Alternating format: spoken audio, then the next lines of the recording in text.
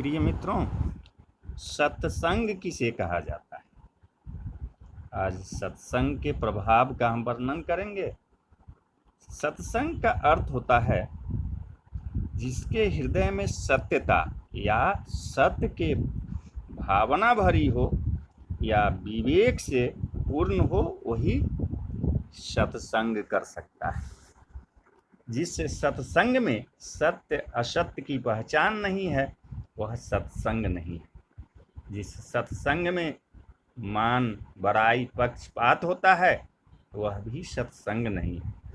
जो मनुष्य सत्संग के लिए बैठे तो पहले हृदय को शुद्ध कर लेवे, मान बड़ाई को हृदय में स्थान नहीं देवे और बहुत अधीन बनकर सत्संग में बैठे हृदय से जिद और हठ को अलग कर देवे।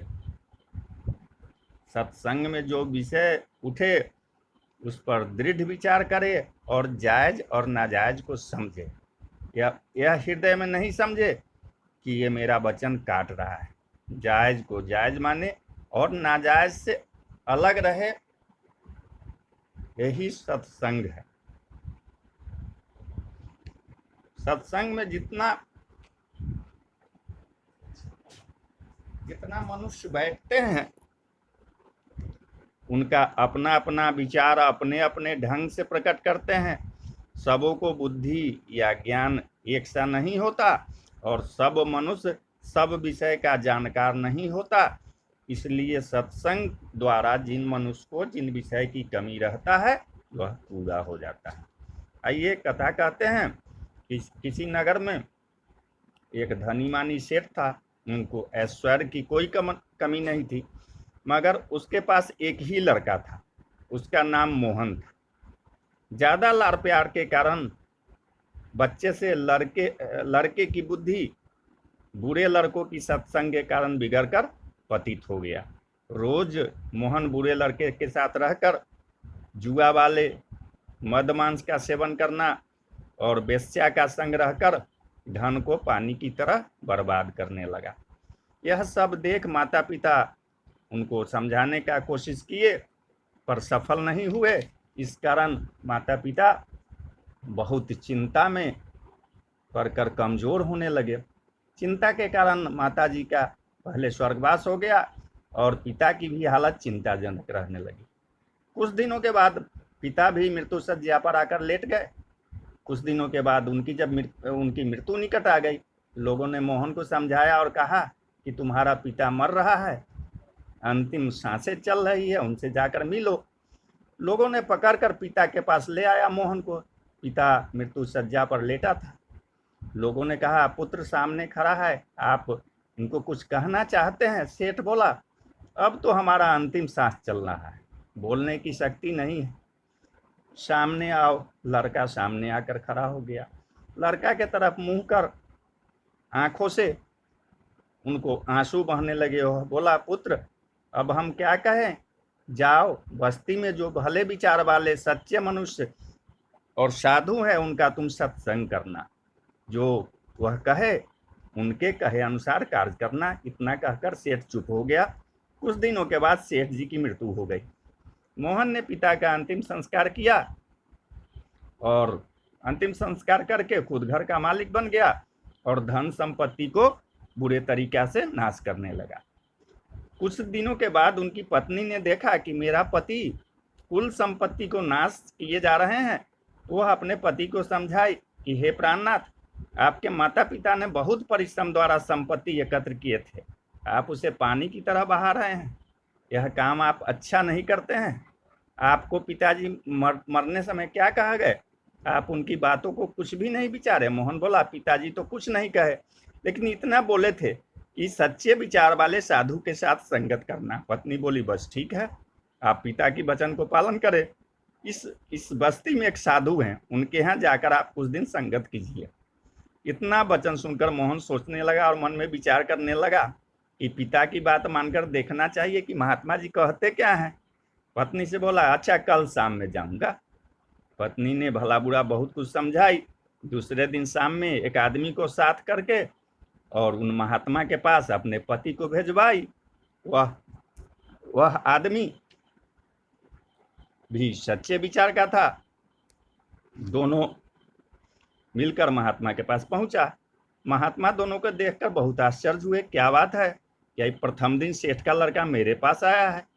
महात्मा बोले, कहो मोहन, कुशल है ना? लड़का बोला, बहुत अच्छा। फिर महात्मा बोले, किधर आना हुआ है? मोहन का साथी बोला कि इनके पिता मरते समय कह गए थे कि सच्चे विचार वाले से संगत करना, इसलिए आपके पास आना हुआ है। महात्मा जी मोहन के चाल चलन से पूर्ण परिचित था। महात्मा बोले, हे मोहन, तुम्हारा पिता ही मेरा साथी था। वचन अगर मानोगे तो हम तुम्हारे हित के लिए कुछ कहेंगे, नहीं मानोगे तो कहना वृथा है। इतना वचन सुनकर सेठ का लड़का हृदय में सोचने लगा, महात्मा हमें पहले ही अपने विचार के बंधन में बांधना चाहते हैं। अच्छा, देखा जाएगा। मोहन महात्मा से बोला, जब हम आपके पास पहुंच गए हैं तो मैं आपके विचार को अवश्य मानूंगा, मैं सत्य कहता हूं। महात्मा बोले कि मोहन, हम जो वचन कहेंगे उसको अपने हृदय में विचार करना। महात्मा कहे कि मनुष्य जन्म पाना बहुत दुर्लभ है। बड़े भाग से इस योनि में परमात्मा जन्म देते हैं। साथ ही पूर्व जन्म के पुण्य प्रताप के कारण तुम्हारा जन्म सेठ के घर हुआ। तुम्हारा माता पिता ने यह संपत्ति इकट्ठा की है, उसे मैं आंखों से देखा हूँ। उस पैसे को बेकार में ही नाश कर रहे हो। पैसा रहने पर ही सब इज्जत करते हैं। अभी जो तुम्हारे पास पैसा है तो बहुत दोस्त हैं। जिस दिन सब पैसा नष्ट हो जाएगा वह दोस्त तेरा शत्रु बन जाएगा। तुम्हारे पिता ने तुम्हारे व्यवहार के कारण प्राण त्यागा है। अभी भी संभल जा। अभी तेरा कुछ नहीं बिगड़ा है। सारा बिगड़ा कार्य हुआ भी अगर तुम संभल जाएगा तो ठीक हो जाएगा। जिस वेश्या से तुम इतना प्रेम करते हो, पैसा नहीं रहने के कारण एक रोज ऐसा आएगा कि वह तुम्हें फटकार देगी। इतना मनुष्य हित या दोस्त है, सब पैसे के कारण है। पैसा नहीं रहने पर कोई तुम्हारा दोस्त नहीं है, पीछे अफसोस करना पड़ेगा। तुमको बेवकूफ समझकर सब तुम्हारा पैसा हरण कर रहा है। तुम मेरा वचन मानकर कुछ दिनों के लिए उस सबको पैसा देना बंद कर दो और कहो कि मेरे पास पैसा नहीं है। यह वचन मोहन को बहुत असर कर गया और बहुत कुछ उपदेश महात्मा जी ने दिए। वह अपने घर को आया। दूसरे दिन सेठ का लड़का वेश्या और मित्रों के साथ बिना पैसे का व्यवहार करने लगा। मोहन वैश्य और मित्रों से कहा कि मेरे पास अब पैसे नहीं है। उस पर सबों ने फटकार दिया और प्रेम में भी बहुत कमी हो गई। मोहन समझ गया कि महात्मा का वचन तो ठीक निकला, पैसा ही हित होता है। किसी को साथ लेकर महात्मा के पास पहुंचा और महात्मा को प्रणाम किया। कहने लगा कि आपका वचन सत्य निकला, आप मुझे ज्ञान दीजिए। महात्मा ने बहुत कुछ ज्ञान दिया और मोहन नित्य महात्मा के यहाँ आने जाने लगा। एक रोज महात्मा ने पूछा कि आपको कितना कर्ज है? मोहन बोला, बहुत कर्ज है। महात्मा बोले, कर्ज नहीं रखना चाहिए, कर्ज का हिसाब जल्द लगा देना चाहिए। मोहन ने अपनी पत्नी से सारी बातें कह सुनाई। उसकी पत्नी ने महात्मा को अपने यहाँ बुलाई। स्त्री पुरुष दोनों प्रणाम किए और कहा कि हम लोगों का कल्याण का रास्ता बताइए। चंद किस्म का झंझट मुझे सता रहा है, दुख दूर हो जाए सो उपाय आप कीजिए। महात्मा बोले कि अपने दोनों आदमी पति पत्नी में प्रेम रखें, प्रेम से कठिन कार्य हो जाएगा। जो कार्य कीजिए दोनों विचार के कीजिए। दोनों बोलो कि हमारे ऊपर कर्जा का बोझ तो बहुत लदा हुआ है। महात्मा जी उनके घर का मालिक बन गए और उनका हिसाब किताब अपने हाथ में ले लिया। महात्मा ने बाहरी जायदाद हटाकर महाजन का कर्जा चुका दिया और फाजिल पैसा बचाकर गृहस्थी में भी खर्च किए और एक काम करने के लिए जीरतिया भी रखवा दिया। छोटे से छोटा कार्य भी बिना महात्मा जी से पूछे बिना नहीं करते थे और दोनों प्राणी महात्मा जी का शिष्य बन गए। कुछ दिनों के बाद अपने माता पिता जी से भी ज़्यादा इन्होंने पैसा हासिल कर लिया। इसलिए सत्संग और संगत ही सब कुछ कराता है। जैसा सत्संग वैसी बुद्धि होती है। तो बोलो जय सिया राम, जय सिया राम।